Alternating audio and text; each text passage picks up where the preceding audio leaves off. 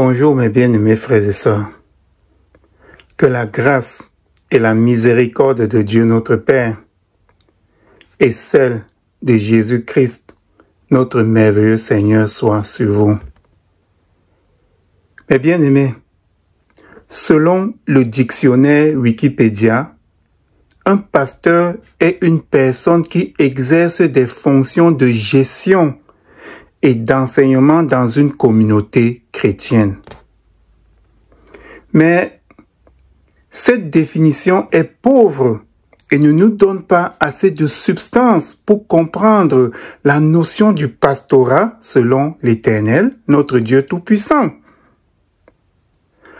Le dictionnaire Larousse, quant à lui, va nous dire que le pasteur est un éleveur de troupeaux ou simplement un gardien de troupeaux. Et cette définition s'approcherait déjà mieux de la notion du pastorat tel que Dieu l'a établi. Car lorsque notre Père éternel veut confier son peuple à Moïse pour qu'il le conduise jusqu'à la terre promise, il le fait gardien du troupeau de son beau-père Jéthro, sacrificateur de Madian. Le Seigneur montrait par cette action ce qu'il attend d'un vrai pasteur, c'est-à-dire garder son troupeau. Ainsi donc, si nous voulons savoir comment définir un pasteur selon Dieu, il faut parcourir les Saintes Écritures. Dans l'évangile de Jean, au chapitre 10, les versets 11 à 14, Jésus-Christ dit ceci. « Je suis le bon berger. Le bon berger donne sa vie pour ses brebis. Mais le mercenaire, qui n'est pas le berger et à qui n'appartient pas les brebis, voit venir le loup, abandonne les brebis et prend la fuite. Et le loup les ravit et les disperse. Le mercenaire s'enfuit parce qu'il est mercenaire et qu'il ne se met point en peine des brebis. Je suis le bon berger. Je connais mes brebis et elles me connaissent comme le Père me connaît et comme je connais le Père. Et je donne ma vie pour mes brebis. » Ce passage commence par montrer l'attachement que le pasteur doit avoir avec ses fidèles. Un attachement jusqu'à être capable de donner sa vie pour ses fidèles. Et cet attachement s'établit par la connaissance que le pasteur va avoir de ses fidèles. Cette connaissance doit être si forte qu'elle peut être comparée à la connaissance que le Père avait pour Christ et celle que Christ avait pour le Père.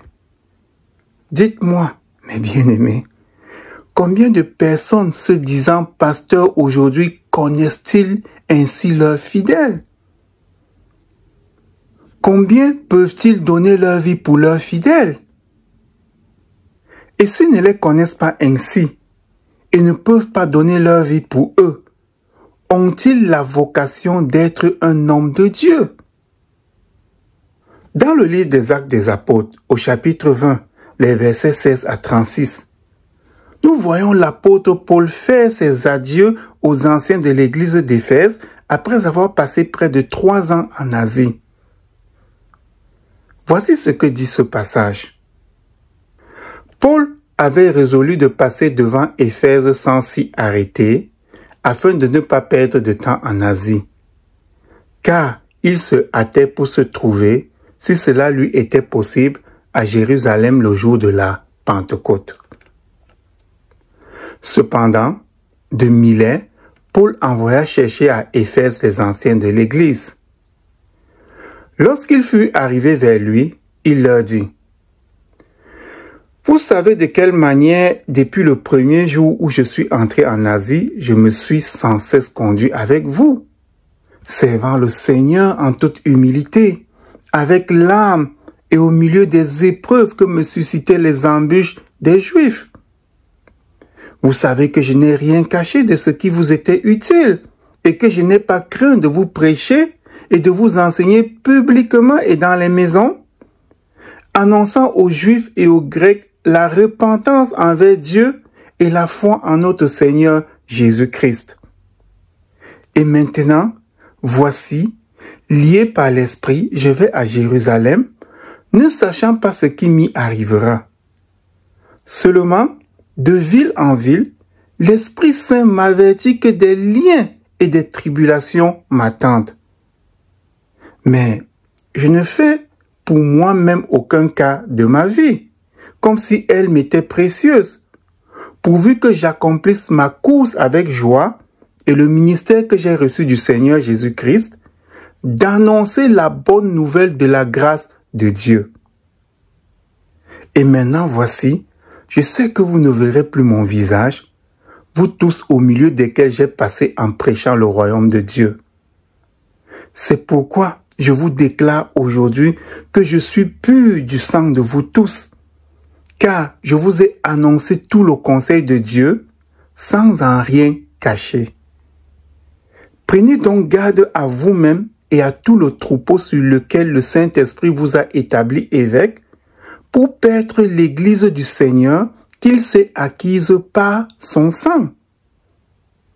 Je sais qu'il s'introduira parmi vous, après mon départ, des loups cruels qui n'épargneront pas le troupeau, et qu'il s'élèvera du milieu de vous des hommes qui enseigneront des choses pernicieuses pour entraîner les disciples après eux. Veillez donc, vous souvenant que, durant 3 années, je n'ai cessé nuit et jour d'exhorter avec larmes chacun de vous. Et maintenant, je vous recommande à Dieu et à la parole de sa grâce, à celui qui peut édifier et donner l'héritage avec tous les sanctifiés. Je n'ai désiré ni l'argent, ni l'or, ni les vêtements de personne. Vous savez vous-même que ces mains ont pourvu à mes besoins et à ceux des personnes qui étaient avec moi. Je vous ai montré de toute manière que c'est en travaillant ainsi qu'il faut soutenir les faibles et se rappeler les paroles du Seigneur qui a dit lui-même, « Il y a plus de bonheur à donner qu'à recevoir. » Après avoir ainsi parlé, il se mit à genoux et il pria avec eux tous. Mais bien aimé, le discours de l'apôtre Paul est comme l'un de ces speeches où on s'exprime pour attirer l'attention des autres sur comment nous nous sommes comportés afin qu'ils en tirent des leçons. Qu'est-ce qui ressort en premier dans ce discours d'adieu de l'apôtre Paul aux disciples qu'il a fait à Jésus-Christ? Eh bien, on constate qu'il a une bonne connaissance de ces disciples-là, en ce sens que, dès le départ, il a initié avec eux une relation sincère où il ne leur cachait rien. Ensuite, il savait avec certitude que, lorsqu'il s'en ira, certains d'entre eux enseigneront des choses pernicieuses pour entraîner les disciples après eux. On ne peut pas se permettre de telles affirmations si on ne connaît pas profondément ceux avec qui on chemine. Ainsi donc, un bon pasteur doit savoir construire avec les fidèles une relation sincère où, en ne se cachant rien les uns les autres, on se connaît à merveille. Les chrétiens ne forment-ils pas un corps? Et dans un corps, la main ignore-t-elle ce que fait le pied? Ou bien l'œil ne voit-il pas ce que fait le ventre? L'apôtre parle ensuite de l'humilité dont il a fait preuve pour apporter la parole de Dieu aux fidèles. Puis, il énumère les éléments principaux de l'enseignement qu'il leur a apporté, à savoir la repentance envers Dieu, la foi en Jésus-Christ, l'annonce de la bonne nouvelle de la grâce de Dieu et enfin la prédication du royaume des cieux. Un peu plus loin, l'apôtre fait allusion à son attitude vis-à-vis des fidèles. On comprend qu'il n'importunait personne avec le fléau de la dîme que nous connaissons dans les églises à nos jours. Il ne prenait ni l'argent, ni l'or, ni le vêtement de personne, mais travailler de ses propres mains pour subvenir à ses besoins et même subvenir à ceux des autres. Et il le faisait avec joie, citant cette parole du Seigneur qui dit qu'on éprouve plus de bonheur à donner qu'à recevoir. Une parole qui est en voie de disparition à nos jours, si elle n'a pas complètement disparu. Aujourd'hui, chez ceux qui se disent pasteurs, on cite plutôt cette version. On éprouve plus de joie à recevoir qu'à donner. Il suffit de les voir ces derniers jours exhiber leur richesse, produit de l'extorsion des pauvres. Quelle honte! Mais bien aimés, à plusieurs reprises dans ses lettres aux églises, l'apôtre Paul demande d'être des imitateurs de Christ, mais aussi d'être ses imitateurs. Le discours d'adieu de l'apôtre Paul aux anciens de l'église d'Éphèse résume bien ce qu'on attend d'un pasteur véritable. Mais je vais encore faire plus en vous emmenant à visualiser les caractéristiques d'un berger afin de vous aider à reconnaître un vrai pasteur. Quel est en détail l'ouvrage d'un berger, mes bien-aimés frères et sœurs? Eh bien, pour commencer, un berger peut être le propriétaire d'un troupeau ou bien un berger peut paître le troupeau d'une tierce personne. En ce qui concerne les chrétiens, dans l'évangile de Jean, au chapitre 21, le verset 16, on peut entendre Jésus-Christ dire ceci à l'apôtre Pierre. « Simon, fils de Jonas, m'aimes-tu » Pierre lui répondit, « Oui, Seigneur, tu sais que je t'aime. » Et Jésus lui dit, « Paie mes brebis. » Ainsi donc, Simon-Pierre, comme tout autre pasteur après lui, paisse le troupeau de Dieu. Troupeau d'abord confié à Jésus-Christ, qui ensuite l'a confié au pasteur. Le problème, lorsque nous ne sommes pas propriétaires du troupeau que nous paissons, c'est qu'il arrive un jour où nous devons rendre des comptes aux propriétaires du troupeau que nous gardons. Et si nous n'avons pas effectué comme il se doit l'ouvrage d'un pasteur tel que notre boss le conçoit, alors nous serons dans de beaux draps. Quel est donc en détail l'ouvrage d'un berger, mes bien-aimés frères et sœurs? Eh bien, imaginez un homme qui garde des brebis. Quelle est sa tâche première? Chercher des pâturages pour nourrir les brebis, n'est-ce pas? Ainsi donc, les pasteurs doivent chercher des pâturages pour nourrir spirituellement et charnellement les brebis de Dieu. Oui, mes bien-aimés, les brebis de Dieu doivent être nourries spirituellement avec la bonne herbe. Et à quoi correspond cette bonne herbe? Eh bien, la bonne herbe correspond à la saine doctrine de Christ. Un vrai pasteur ne devrait enseigner que les saines paroles apportées du ciel par Jésus-Christ, conformément à ce qui est dit en l'évangile de Jean au chapitre 17, le verset 8, qui dit « Car je leur ai donné les paroles que tu m'as données, et ils les ont reçues, et ils ont vraiment connu que je suis sorti de toi, et ils ont cru que tu m'as envoyé. » Ce ne sont que ces paroles qui nourrissent adéquatement l'esprit des enfants de Dieu. Et un pasteur qui ne leur présenterait pas cette bonne herbe devra être traité tel que dans la deuxième lettre à Jean, au chapitre 1, les versets 9 à 11, il est dit « Quiconque va plus loin et ne demeure pas dans la doctrine de Christ n'a point Dieu. Celui qui demeure dans cette doctrine a le Père et le Fils. Si quelqu'un vient à vous et n'apporte pas cette doctrine, ne le recevez pas dans votre maison et ne lui dites pas « Salut », car celui qui lui dit « Salut » participe à ses mauvaises œuvre. Le pasteur donc qui ne vous apporte pas la saine doctrine de Christ, c'est-à-dire mot pour mot ce que Jésus-Christ lui-même professait, alors il n'est pas un vrai homme de Dieu. Ne le suivez pas. Mais bien aimés, ne suivez pas non plus ces hommes qui vous apportent de l'herbe souillée par des excréments.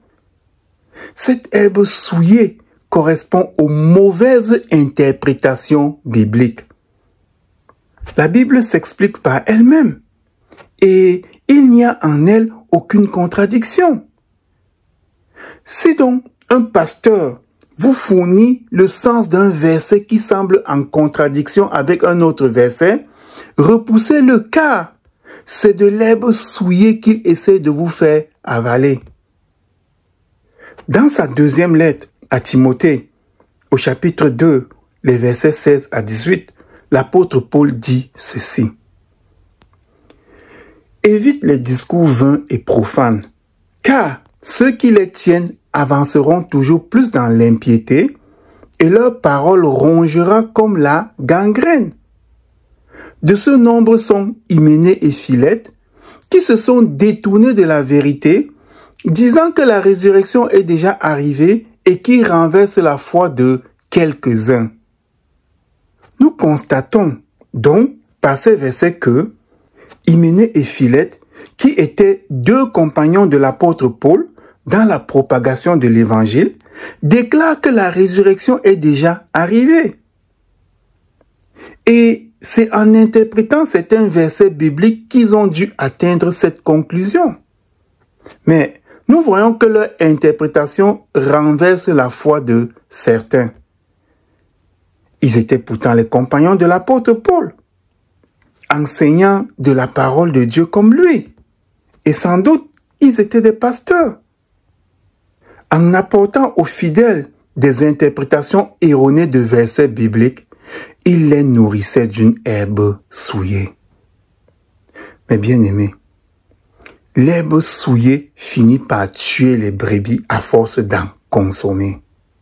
Si donc un pasteur vous en fait consommer, ne serait-ce qu'une seule fois, rejetez-le car il n'est pas de Dieu. Jésus-Christ lui-même, depuis les cieux, par le Saint-Esprit, conduit ses vrais pasteurs vers les bons pâturages. Un pasteur qui ne fréquente pas de bons pâturages ne connaît pas Jésus-Christ. Ne le suivez pas. Mes frères et sœurs, ne suivez encore moins les pasteurs qui vous nourrissent avec de l'herbe génétiquement modifiée, c'est-à-dire des OGM en quelque sorte. Que préfigure ce type d'herbe? Eh bien, ce type d'herbe, ce sont les doctrines nouvelles. Pourquoi? D'abord, qu'est-ce qu'un OGM? Eh bien, un OGM est un organisme génétiquement modifié. C'est un organisme vivant dont le patrimoine génétique est modifié par l'homme pour lui apporter de nouvelles caractéristiques. La saine doctrine de Christ est de l'herbe saine. C'est avec cette herbe que les apôtres et les premiers disciples de Christ ont été nourris. Après Jésus-Christ et les apôtres, l'herbe qu'on s'est mise à donner aux disciples pour les nourrir a commencé à être modifiée. Savez-vous comment on modifie un organisme pour qu'il devienne un OGM? Eh bien, chaque organisme est constitué d'un ensemble de gènes qu'on appelle le génome. Il suffit d'insérer dans le génome quelques gènes étrangers par manipulation humaine pour obtenir un organisme génétiquement modifié. Et à la fin de cette modification interne, l'aspect externe de l'organisme est le même, mais ce n'est plus le même organisme. Comment pouvons-nous appliquer ce que je viens de dire à la saine doctrine de Christ? Eh bien, Imaginez que la saine doctrine de Christ est un organisme. Il est donc constitué d'un ensemble d'instructions qu'on appelle l'enseignement de Jésus-Christ. Il suffirait donc d'y insérer quelques instructions étrangères par manipulation humaine pour obtenir une nouvelle doctrine. Et parce qu'on garde la majeure partie des instructions de l'enseignement de Christ, le nouvel organisme ressemble à la saine doctrine de Christ. Mais, en réalité, nous n'avons plus affaire à la saine doctrine de Christ, mais nous avons affaire à une doctrine instructionnellement modifiée. C'est-à-dire une doctrine dont les instructions ont été modifiées. Une herbe génétiquement modifiée qui, à la longue, va faire mal aux brebis de Christ.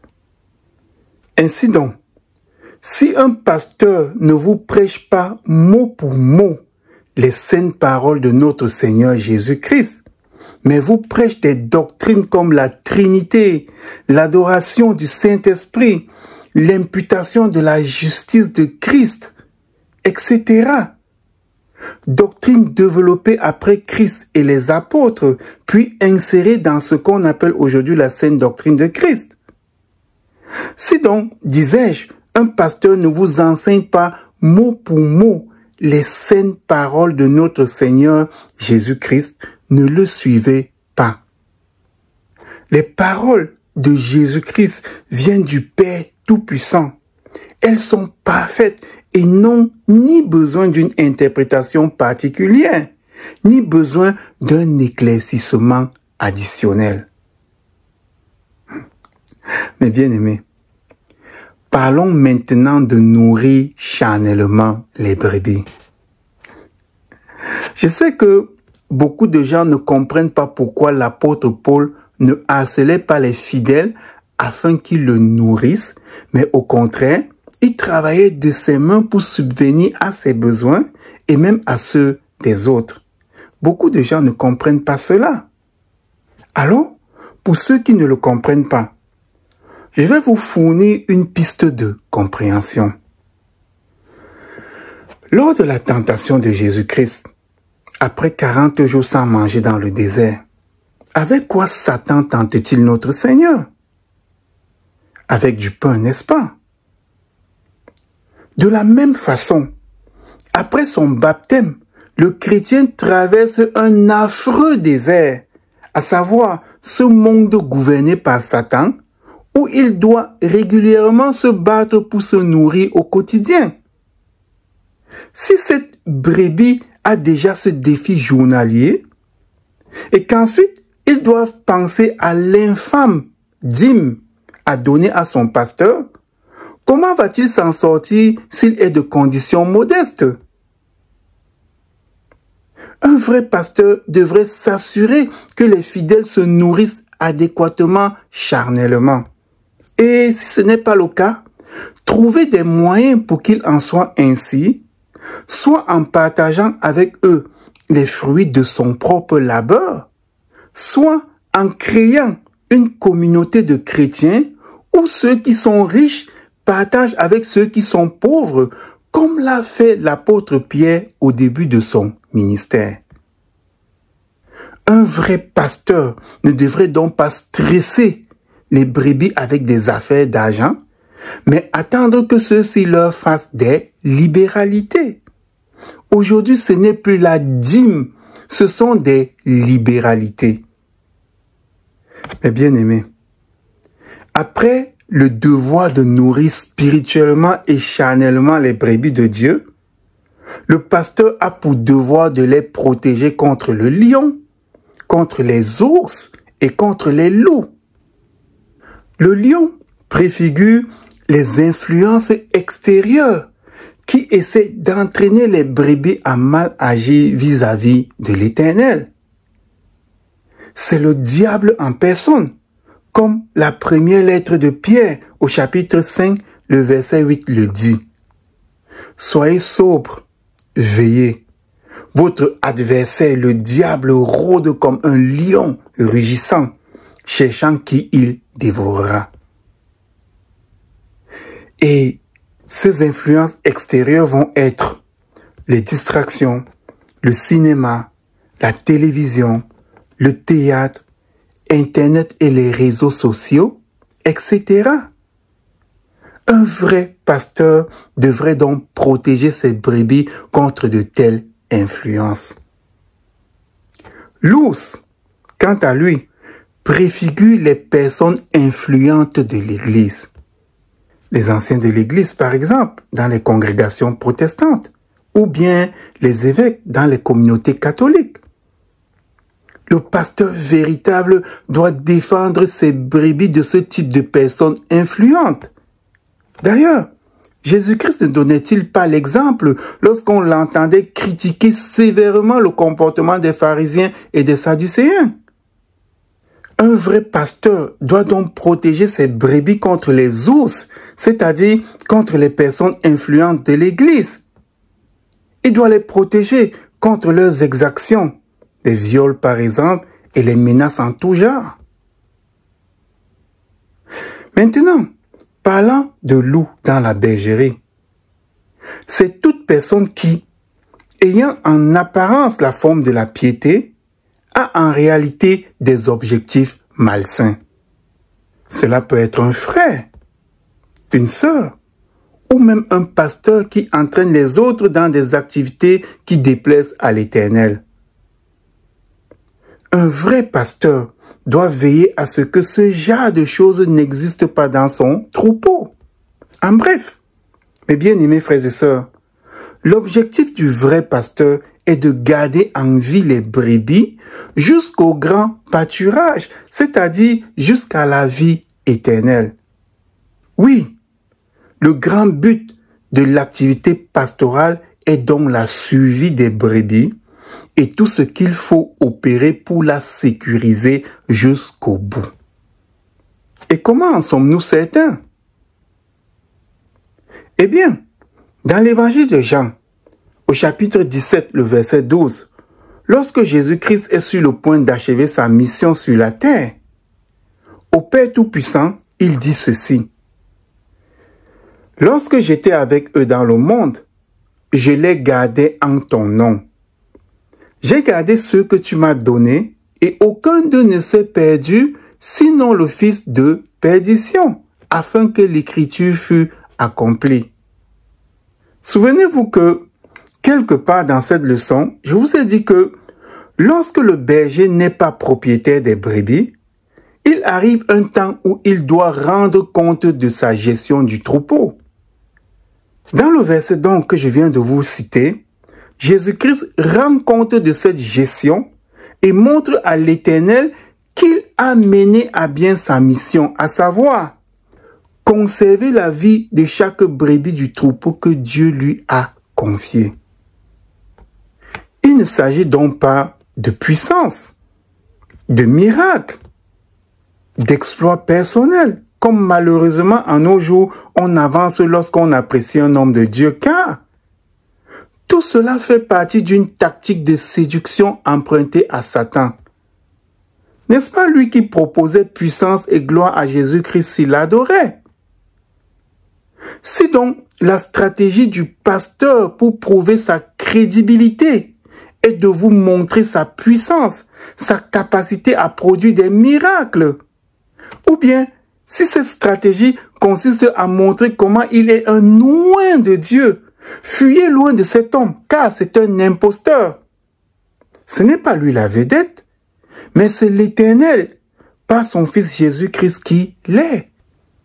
Ce ne sont pas ces prodiges l'important, mais c'est l'âme des brebis qui importe.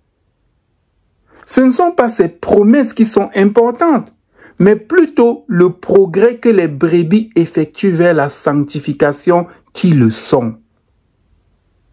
Ne vous privez pas de juger afin de comparer les pasteurs qui se présentent à vous, conformément à ce que l'apôtre Jean, dans sa première lettre au chapitre 4, le verset 1, le dit. Il dit ceci. « Bien-aimés, n'ajoutez pas foi à tout esprit, mais éprouvez les esprits pour savoir s'ils sont de Dieu, car plusieurs faux prophètes sont venus dans le monde. » Il faut donc juger non seulement leur doctrine, mais aussi leur comportement afin de comparer. Si leur doctrine est conforme à celle de Christ et s'ils portent les fruits de l'Esprit, ils sont de Dieu. Mais si leur doctrine est éloignée de celle de Christ et s'ils manifestent les fruits de la chair, ils sont des imposteurs. L'apôtre Paul, dans son épître aux Galates au chapitre 5, le verset 22, énumère les fruits de l'Esprit. Si l'homme qui se présente à vous comme étant un pasteur vous amène par ses exhortations à produire les fruits de l'Esprit Saint, alors il est un homme de Dieu. Mais si c'est le contraire qui se produit, il est un imposteur. Voici les fruits de l'Esprit selon l'épître aux Galates au chapitre 5, le verset 22. L'amour, la joie, la paix, la patience, la bonté, la bénignité, la fidélité, la douceur, la tempérance. Et voici les fruits de la chair selon l'épître aux Galates au chapitre 5, les versets 19 à 21.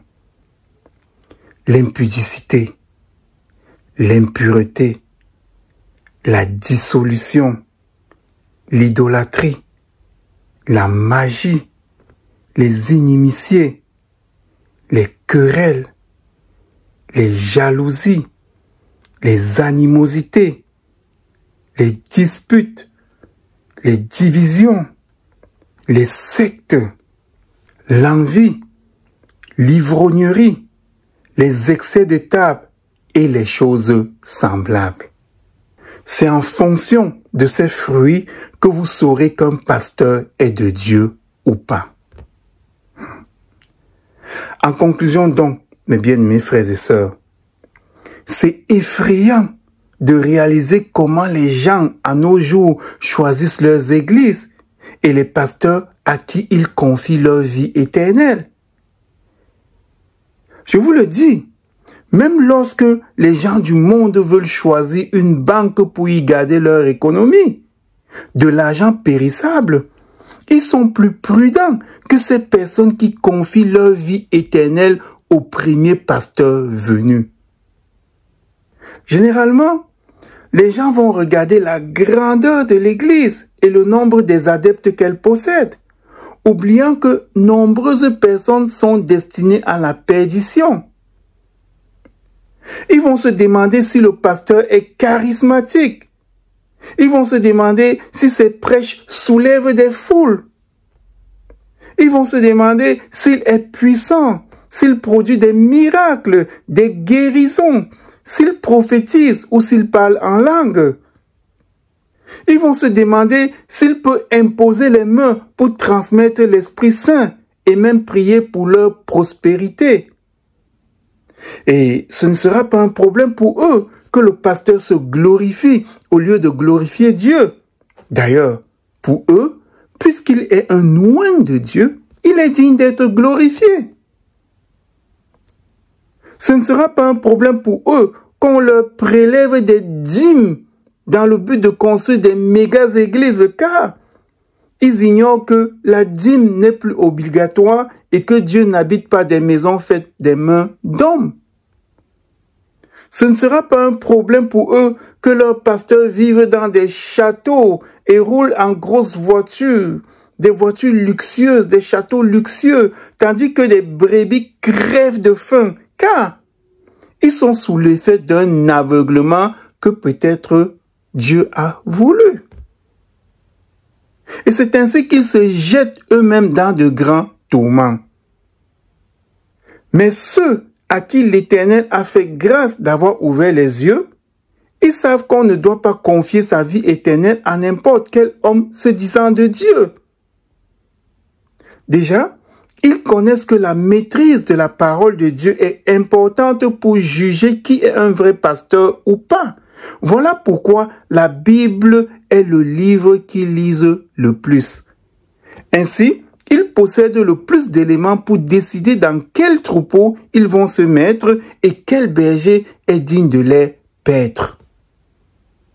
Mais bien aimé, le vrai pasteur est celui-là qui nourrit spirituellement ses brebis à la saine doctrine de Christ, puis les aide à se nourrir charnellement.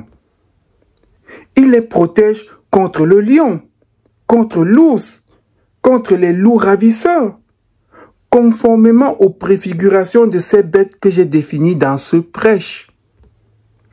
Il ne les distrait pas avec tous ces sujets inutiles qui ont trait aux nouvelles doctrines introduites par des hommes, avec tous ces miracles et prodiges inutiles, avec toutes ces promesses de prospérité, ces promesses d'octroi de dons spirituels, etc. Parce qu'il sait que ces choses ne servent à rien, juste à se glorifier au lieu de glorifier le Seigneur. Seule la motivation à produire les fruits de l'esprit par ses brebis est l'objectif d'un vrai pasteur, car c'est de produire ces fruits en abondance qui garantit la vie éternelle. Pour terminer cette leçon, je vous dis ceci. Dans le livre des Actes des Apôtres, au chapitre 20, les versets 28 à 30, l'apôtre Paul dit ceci aux anciens de l'église d'Éphèse. Prenez donc garde à vous-même et à tout le troupeau sur lequel le Saint-Esprit vous a établi évêque pour paître l'église du Seigneur qu'il s'est acquise par son sang. Je sais qu'il s'introduira parmi vous, après mon départ, des loups cruels qui n'épargneront pas le troupeau, et qu'il s'élèvera du milieu de vous des hommes qui enseigneront des choses pernicieuses pour entraîner les disciples après eux. Ces versets nous montrent que c'est depuis le 1er siècle, à l'époque de l'apôtre Paul même, que des hommes ont commencé à enseigner des choses pernicieuses pour induire en erreur ceux qui veulent suivre Dieu. Soyez donc vigilants et prudents lorsque vous choisissez qui va vous conduire dans votre marche vers la vie éternelle. Soyez bénis, mes bien-aimés frères et sœurs.